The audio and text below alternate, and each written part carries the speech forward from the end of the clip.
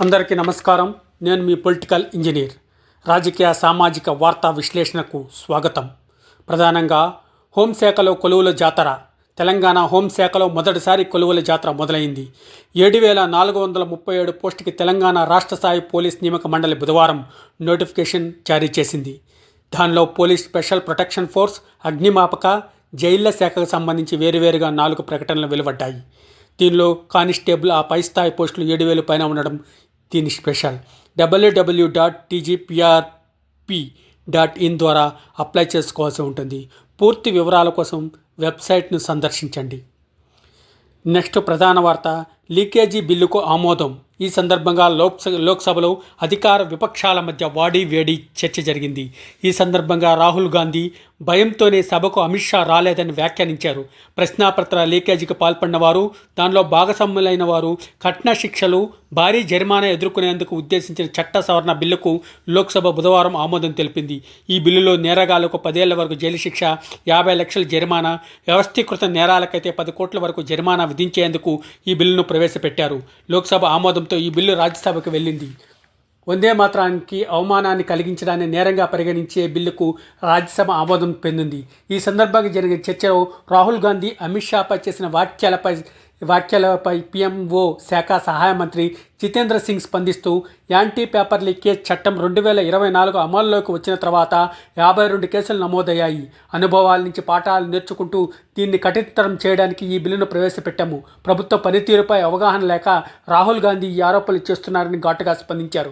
ఈ చర్చ సందర్భంగా రాహుల్ మాట్లాడుతూ, దేశ విద్యా వ్యవస్థపై ఆర్ఎస్ఎస్ ప్రభావం ఉందన్నారు. అదేవిధంగా దేశ మంత్రిత్వ శాఖను ఆర్ఎస్ఎస్ నడుపుతుందని అన్నారు. రాహుల్ వ్యాఖ్యలపై కేంద్ర మంత్రి కిరణ్ రిజిజు తీవ్రంగా ఖండించారు.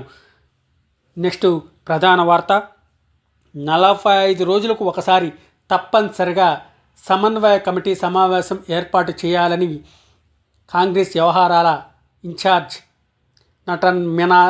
నటరాజన్ మీనాక్షి సీఎం రేవంత్ రెడ్డి గారికి, పిసిసి అధ్యక్షుడు మహేష్ గౌడ్ గారికి, అదేవిధంగా తెలంగాణ మంత్రులకు ఆదేశాలు జారీ చేశారు.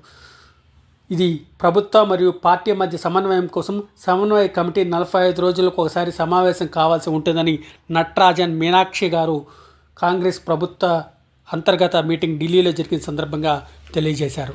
నెక్స్ట్ వార్త, ఇన్స్టాలో పరిచయం, వేధింపులతో నరకం. ట్రైనీ మహిళా ఐపీఎస్తో ఉదయ్ కృష్ణారెడ్డి అమానుష ప్రవర్తన. అతనికి గత సంవత్సరం మధ్యలో ఇన్స్టాగ్రామ్ ద్వారా ఒక మహిళ పరిచయం అయ్యి ఇద్దరు స్నేహితులయ్యి శిక్షణ సమయంలో వీరి బంధం మరింత బలపడింది. కొంతకాలం తర్వాత మనస్పర్ధలు రావడంతో విడిపోయి ఆమె వేరే వివాహం చేసుకున్నారు. ఆ తర్వాత అది భరించలేని ఉదయ్ కృష్ణారెడ్డి వేధించడం సాగించాడు. దాన్ని భరించలేని ఆమె 18న అత్తాపూర్ పోలీస్ స్టేషన్లో కేసు నమోదు చేసింది. ఈ సందర్భంగా ఆయన్ని అరెస్టు చేశారు. ఉప్పర్పల్లి కోర్టు అతనికి 14 రోజులు రిమాండ్ విధించింది. కేసును కొట్టివేయాలని అతను వేసుకున్న పిటిషన్ను ఈ నెల ఆగస్టు 16, 26కు వాయిదా వేశారు. నెక్స్ట్ వార్త, చినుకొస్తే మహానరకమే. హైదరాబాద్ నగరంలో వరద కాలువలు, నాలాలు, కబ్జాల వల్ల నగరవాసులు నరకం చూస్తున్నారు. ప్రధానంగా కుత్బుల్లాపూర్ నియోజకవర్గంలో గంపల బస్తీలో, ఖైరతాబాద్లో దేవరకొండ బస్తీలో, పాత బస్తీలో ధబీర్పుర, మలక్పేట వద్ద మాల్దా, ఎల్బీ నగర్, వనస్థలిపురం ఎగున ఉన్న కాలనీలో వరద ముంచెత్తుతుంది. నెక్స్ట్ వార్త, విదేశాల్లో జరభద్రం. ప్రమాదాల్లో ప్రాణాలు విడుస్తున్న మన విద్యార్థులు. తెలుగు రాష్ట్రాలకు చెందిన విద్యార్థులు అక్కడ పరిస్థితులపై అవగాహన లేక వివిధ ప్రమాదాల్లో పలువురు చనిపోయారు. దీని నివారణకు నిబంధనలు తెలుసుకోవాలి, రాత్రివేళ అప్రమత్తంగా ఉండాలి, తల్లిదండ్రులకు ఎప్పటికప్పుడు జాగ్రత్తలు పిల్లలకు తెలియజేయాలని కూడా తెలియజేస్తున్నారు. నెక్స్ట్ వార్త, గోదావరిలో కదలిక, కృష్ణమ్మ పరుగులిక. పలు జిల్లాల్లో భారీ వర్షాలు. తెలంగాణ రాష్ట్రంలో ఉప్పొంగుతున్న వాగులు, రైతుల కళ్ళల్లో ఆనందం అనే వార్త ఉంది. నెక్స్ట్ వార్త, విద్యాశాఖ మంత్రి ప్రధాని దించినట్లే ప్రభుత్వాన్ని కూడా మార్చేస్తామంటూ సీజీపీ పార్టీ అభిజిత్ దీప్కే ప్రభుత్వాన్ని హెచ్చరిస్తున్నారు. ప్రధానంగా విద్యార్థులపై ఉన్న కేసులను ఎత్తివేయాలని డిమాండ్ చేస్తూ ఈ వ్యాఖ్యలు చేశారు. నెక్స్ట్ వార్త, పశ్చిమ ఆసియాలో దాడులు, ఇరాక్లో ఇరాన్ మద్దతు దేశాలపై అమెరికా, సౌదీ సంయుక్తంగా విరుచుకుపడ్డాయి. దీనితో పశ్చిమ ఆసియాలో మళ్ళీ యుద్ధం తీవ్రత పెరిగే అవకాశం ఉందని ప్రపంచవ్యాప్తంగా అన్ని దేశాలు కూడా కంగారు పడుతూ ఉన్నాయి.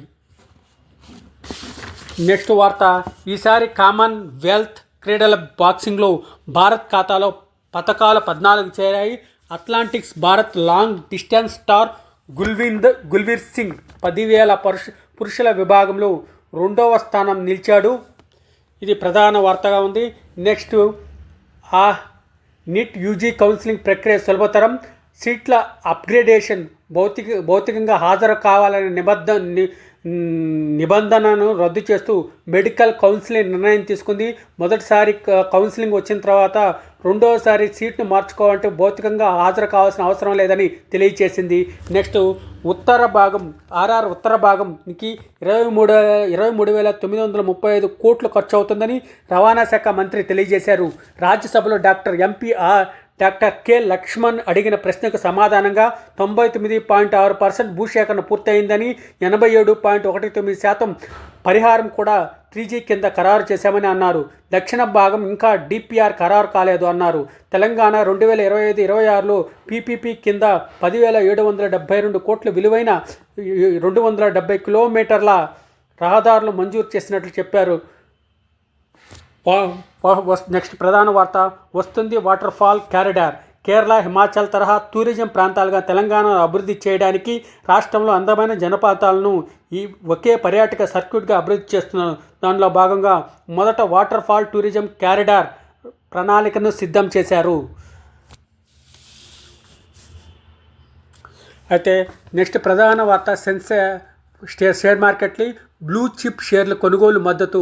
బ్లూ చిప్స్ షేర్లైనటువంటి HDFC బ్యాంక్, ఇన్ఫోసిస్ లాంటి వాటి షేర్లలో మద్దతు లభించడం వల్ల ఇండియన్ షేర్ మార్కెట్లు అయినటువంటి సెన్సెక్స్ అండ్ నిఫ్టీలు కూడా భారీ లాభాలతో ముగించాయి. అదేవిధంగా ఈ వారం